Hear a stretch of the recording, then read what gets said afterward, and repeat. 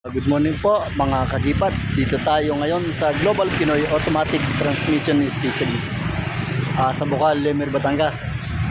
Sir, ang Isuzu Trooper mo na re-rebuild natin ng transmission, dumating na po ang pyesa. Yan. Titingnan po natin sa transmissionan para ikabit na natin. Yan po. Tara po, titingnan natin ang mga pyesa ng transmission ng Isuzu Trooper. Tara po, samahan nyo ko. Tingnan natin.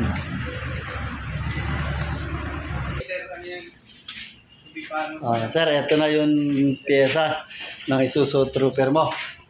Ito ang mga lining nya, metal plates, sa mga seal.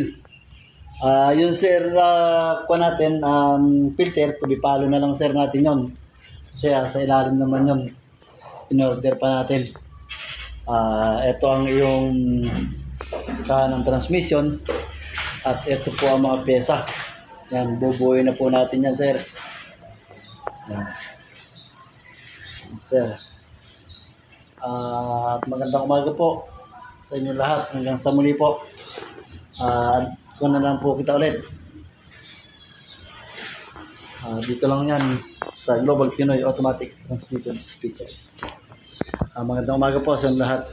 Di palo na lang po ulit kayo.